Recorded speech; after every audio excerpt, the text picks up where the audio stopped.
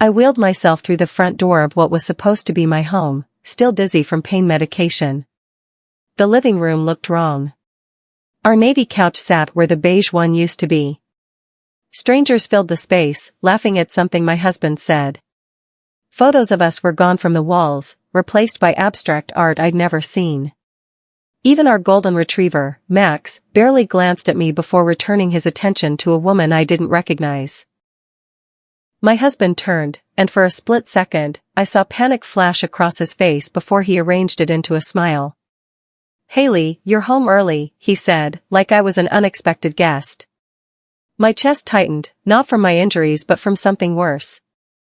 Before I continue, let me know where you are watching from in the comment below. Hit like and subscribe if you have ever had a family member betray the love and trust you have for them. This journey is not for the weak. Follow me. In the 3 weeks I'd been recovering from the car accident, he had erased me. I looked at the strangers, at the rearranged furniture, at my husband's practiced expression, and I understood with brutal clarity, he had been building a new life without me. The betrayal burned hotter than any physical pain. But beneath the shock, something else stirred. A cold, calculating fury that would change everything. That night, lying in the hospital-style bed they'd set up in the guest room. The guest room, not our bedroom, I replayed the scene over and over. The way he'd introduced me as my wife, Haley, with the same tone someone might say the plumber. The way his friends barely acknowledged me before continuing their conversation.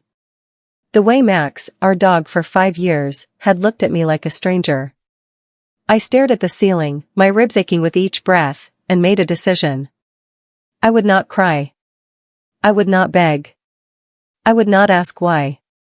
Instead, I would watch, listen, and learn. Whatever game he was playing, whatever life he thought he could build while I was broken, I would dismantle it piece by piece. The accident had nearly killed me, but I had survived. And now, I would use that survival for something he never expected. My hands clenched the blanket. This wasn't just about saving my marriage anymore. This was about reclaiming my dignity, my home, and my life. Over the next week, I started noticing things I'd missed before the accident. Credit card statements showed charges at restaurants I'd never been to, purchases for jewelry I'd never received. His phone had a new password, changed from our anniversary date to something I couldn't guess. Late-night calls that stopped the moment I entered a room became routine. He thought I was too weak to notice, too focused on my physical recovery to pay attention to anything else. That was his first mistake. One afternoon, I found a receipt tucked in his jacket pocket while doing laundry. Dinner for 2 at Belmore's, our anniversary restaurant, dated 2 days before my accident. We hadn't been there together in over a year. The receipt listed champagne, oysters, chocolate soufflé, our special occasion order. Except we'd had no special occasion. My hands trembled as I photographed the receipt with my phone and returned it exactly where I'd found it. Each discovery was a puzzle piece, and I was beginning to see the picture. I called my sister-in-law, Rachel, hoping for support. We'd always been close, or so I thought. Her voice on the phone was different, guarded, cold. "How are you feeling?" she asked, but it sounded rehearsed. When I mentioned feeling strange at home, that things seemed different, she cut me off. "Haley, recovery is hard. Maybe you're just adjusting." Her dismissiveness stung worse than the accident injuries. "Has he said anything to you?" I pressed. "About what?" The fake confusion in her voice confirmed what I suspected. He'd gotten to her first, planted seeds of doubt about my mental state, my reliability. Later, my own mother called, her voice careful. "Your husband mentioned you've been having some confusion since the accident. Memory issues?" My blood ran cold. He was systematically convincing everyone I loved that I was unstable, unreliable. The betrayal wasn't just him anymore. It was everyone who chose to believe his lies over my truth. But this gave me something valuable. I now knew the scope of his deception. 3 days later, I pretended to be asleep when he took a late-night call in the hallway outside my room. His voice was low, but the walls were thin. She doesn't suspect anything, he said, laughing quietly. I told everyone about the memory problems from the head injury. They all believe it. My stomach twisted. There had been no head injury. The accident broke my ribs and fractured my leg, nothing more. He was manufacturing symptoms to discredit me. It was easier than I thought, he continued. People want to believe the concerned husband's story. By the time she's fully recovered, everyone will already think she's unstable. The other person said something I couldn't hear. My husband chuckled. Trust me, she's too weak to fight back. She always has been. Those words struck like a physical blow. Too weak. He'd always seen me that way, even before the accident. I'd mistaken his controlling behavior for care, his decisions for our partnership. Now, lying in the dark, I understood, I had never been his equal. I'd been his convenience. The next morning, while he was at work, I did something small but significant. I moved my belongings back into our master bedroom. Not all of them, just enough to reclaim a presence. My favorite books on the nightstand. My grandmother's jewelry box on the dresser. The framed photo of my parents that had mysteriously disappeared. Each item I placed felt like planting a flag. This was still my home. I was still Haley Brooks, and I hadn't disappeared. When he came home, he froze at the bedroom doorway. What's all this? I looked up from the book I was reading, keeping my voice light. I'm feeling stronger. The guest room bed was hurting my back. His jaw tightened, but he couldn't argue without revealing his hand. Of course, he said finally. Whatever makes you comfortable. That night, he slept as far from me as possible, his back rigid with unexpressed anger. I smiled in the darkness. My first small victory tasted sweet. He'd underestimated me before, assumed I'd stay quietly erased. That assumption would be his downfall. A week later, unexpected help arrived from an unlikely source. Marcus, who worked in my husband's accounting firm, stopped by with flowers. Just wanted to check how you're doing, he said. We made small talk over coffee, and then Marcus shifted uncomfortably. Listen, I probably shouldn't say this, but I like you, Haley. You've always been kind to everyone at office events. My pulse quickened. What is it? He glanced toward the driveway, making sure we were alone. There's been talk at work. About financial irregularities. Your husband's been moving money around, hiding assets. I don't know all the details, but something isn't right. He told the partners it's for tax purposes, but... Marcus trailed off, clearly conflicted about sharing more. My mind raced. Financial deception on top of everything else. Thank you for telling me, I said quietly. After he left, I sat in the kitchen, stunned. This wasn't just about replacing me with a new life. He was stealing from both of us, preparing for something bigger. I needed to understand the full scope before I could act. 2 weeks after the accident, my husband hosted a dinner party. I wasn't supposed to be there, he'd planned it for a night when I had a physical therapy appointment. But I'd rescheduled without telling him. When the guests arrived, his face went pale seeing me in the living room. Haley, I thought you had therapy, he said, his smile tight. Cancelled, I replied pleasantly. I wanted to be here. Throughout dinner, I sat quietly, observing. He told stories about managing everything alone during my recovery, painting himself as the devoted husband bearing an impossible burden. His friends murmured sympathetically. She's having trouble adjusting, he confided at one point, loud enough for me to hear. The doctors say memory issues are common after trauma. I smiled and sipped my wine, saying nothing. But I memorized every lie, every exaggeration, every sympathetic look his friends gave him at my expense. Each word became ammunition. After the guests left, he confronted me. What were you doing tonight? Being present in my own home, I replied calmly. His frustration was visible, but he couldn't voice it. Not yet. The next day, I tested him with a simple question. I noticed a large charge on our credit card. $8,000 to Jensen's Jewelers. What was that for? I watched his micro-expressions carefully. The tiny flinch, the quick calculation behind his eyes, the forced casual tone when he answered. Oh, that. I bought my mother a gift. You know how she loves sapphires. His mother had passed away 3 years ago. He'd forgotten I knew that. Or maybe he assumed I'd forgotten, another memory issue to blame on the accident. How thoughtful, I said, smiling. I'm sure she'll love it. He relaxed, thinking I'd bought the lie. But I saw the panic he'd tried to hide. He wasn't expecting questions. He thought I'd stay passive, compliant, too broken to challenge anything. That evening, I checked our bank statements online. The jeweler's charge was there, along with dozens of other suspicious transactions. Hotel stays. Restaurant bills for 2. Concert tickets. Every purchase told a story of a life I wasn't part of. I downloaded and saved everything to a secure cloud account he couldn't access. Over the following weeks, I became a student of observation. I tracked his schedule, noting patterns in his late arrivals home. Tuesdays and Thursdays, always after 8. Weekends when he claimed office emergencies that never appeared on our shared calendar. I noticed how he showered immediately after returning home on certain days, changing clothes before even greeting me.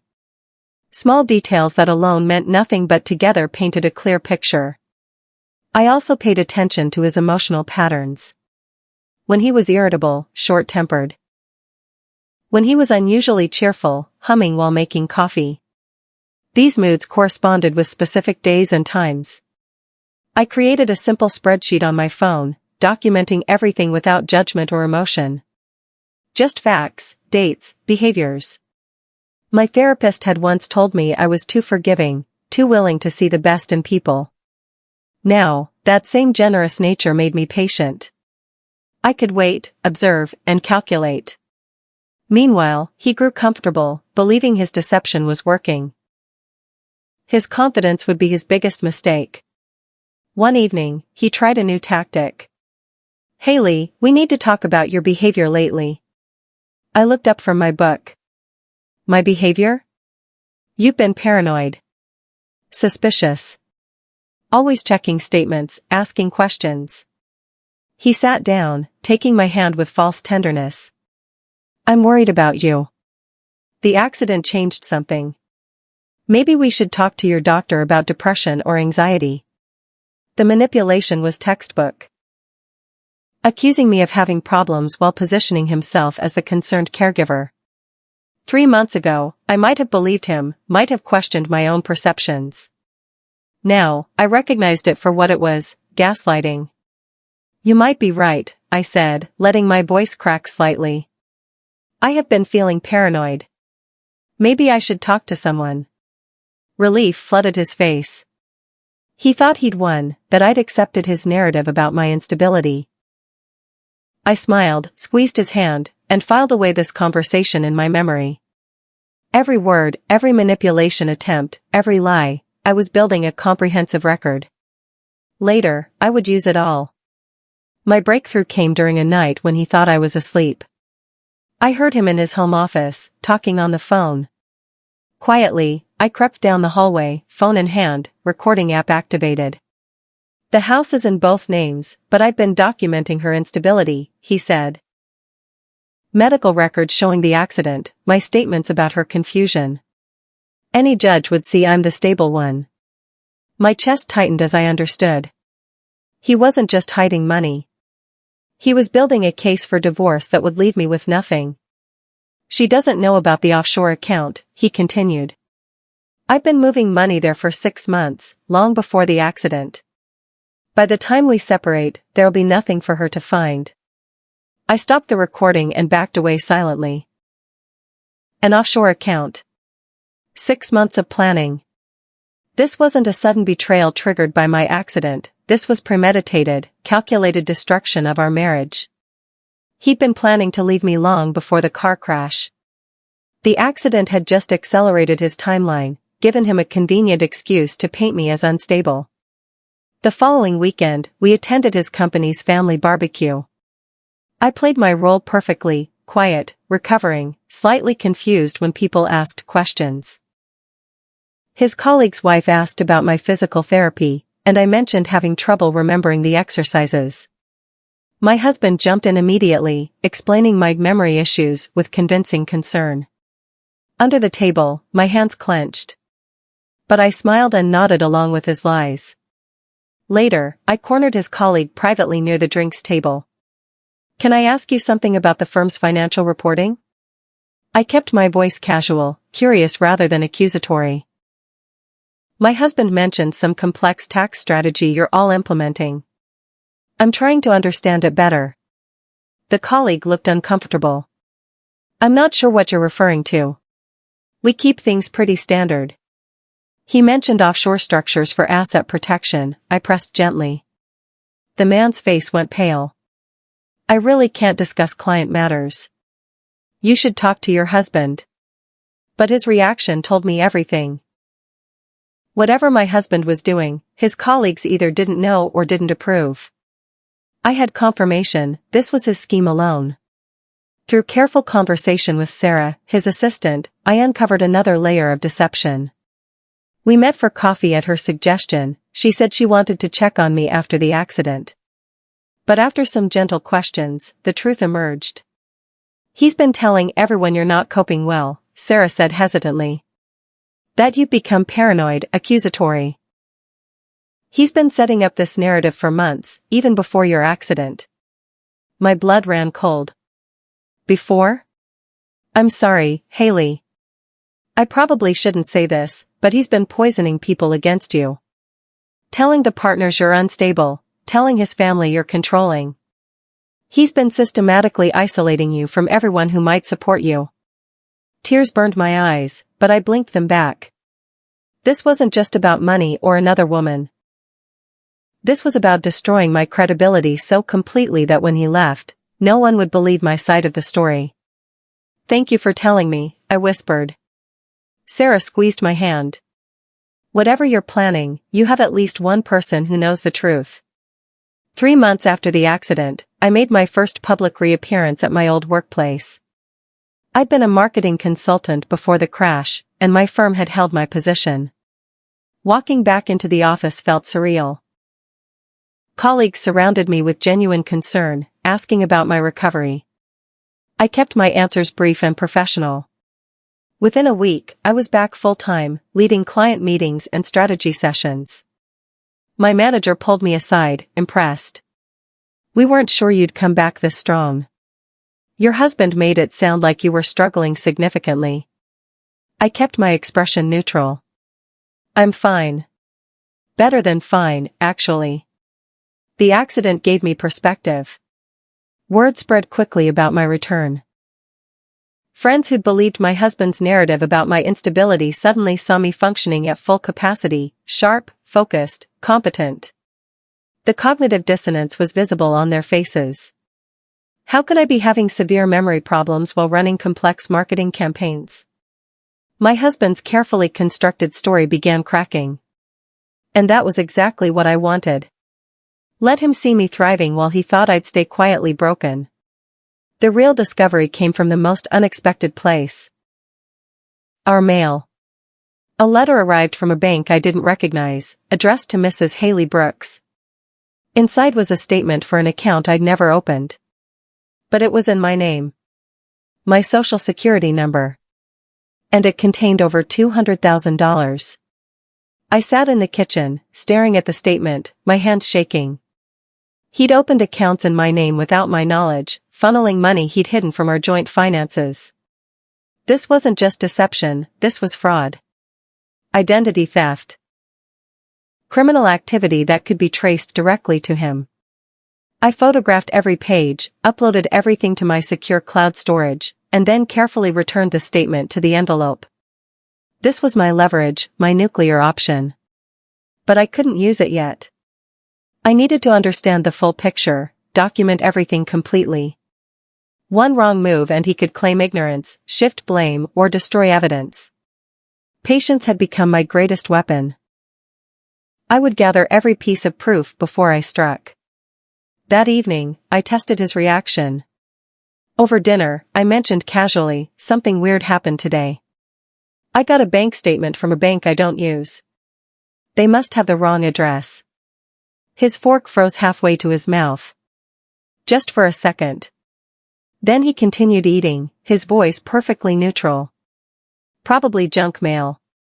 Identity thieves use real names and random addresses. Maybe, I agreed, watching him carefully. Though it had my social security number. Should I call the bank? No, he said too quickly. I mean, it's probably nothing. Don't worry about it. His forced smile, the slight tremor in his hand, I saw everything. He knew I'd found the account. And he was terrified. For the rest of the evening, he was different. More attentive, asking about my day, complimenting dinner. Classic manipulation, trying to keep me off balance, make me doubt my suspicions. I played along, smiling and accepting his sudden affection. But inside, I was calculating. He knew I'd found a thread. Now I needed to pull it carefully, watching the entire tapestry unravel. I started quietly reaching out to people he'd turned against me. My sister-in-law Rachel was first. I invited her to lunch, armed with evidence, screenshots of his lies, the offshore account documents, proof of financial fraud. Rachel, I need you to see something, I said, sliding my phone across the table. Her face changed as she scrolled through the evidence. Oh my God. He told us you were having delusions, that the accident had affected your judgment. I know. But here's proof I'm not delusional. Here's proof he's been lying to everyone. By the end of lunch, Rachel was crying. I'm so sorry. We believed him. He was so convincing about being the worried husband. I don't need apologies. I need you to be ready to tell the truth when the time comes. Over the next 2 weeks, I had similar conversations with his brother, 2 close friends, and his cousin. Each time, I showed evidence, explained the deception, and asked them to simply watch and remember. I wasn't asking them to confront him. Just to stop believing his lies. Slowly, his support network began to crack. 6 months after the accident, I made a bold move. I hosted a gathering at our home, my home. And took control completely. I organized everything, sent invitations, planned the menu. When guests arrived, I was the gracious hostess, confident and warm. My husband watched from the sidelines, confused by the sudden shift in dynamics. During dinner, I steered conversations, asked about mutual friends, engaged with everyone genuinely. Several guests pulled me aside. You seem so much better than what we'd heard. What had you heard? I asked innocently. They looked uncomfortable. Just that you were struggling. But you seem completely fine. I am fine, I said firmly. The accident was months ago. I've fully recovered. I caught my husband's eye across the room. His expression was tight, controlled anger barely contained. He'd built this narrative of my instability, and I was dismantling it in front of everyone who mattered. After guests left, he confronted me. What was that about? Hosting a party in our home? I replied calmly. Is that a problem? He had no answer that wouldn't expose his real feelings. The next phase required professional help. I contacted a lawyer specializing in fraud and divorce cases. Margaret Chen listened to my story, reviewed my evidence, and smiled. You've documented this perfectly. Everything you need is here. What's my next step? We file divorce papers, but simultaneously file criminal fraud charges with the bank. The account in your name without your consent is identity theft. The offshore account is potential tax evasion. We hit him from multiple angles at once. My stomach twisted, not from doubt but from the weight of what I was about to do. How long will this take? A few weeks to prepare everything properly. But once we file, it'll move fast. He won't have time to hide assets or manipulate the narrative. I nodded. Do it. That night, I slept better than I had in months. The end was finally in sight. No more watching, waiting, documenting. Soon, everyone would see the truth I'd been living with. Margaret prepared everything meticulously. Divorce papers, fraud complaints, asset freezes, restraining orders if needed. We were ready for every contingency. 2 weeks before I planned to file, he made his move. He came home with flowers and a box of my favorite chocolates. Haley, I've been thinking. We should take a trip, reconnect. Maybe Paris? You always wanted to go. His sudden affection was transparent. He'd sensed something shifting, felt the ground moving beneath him.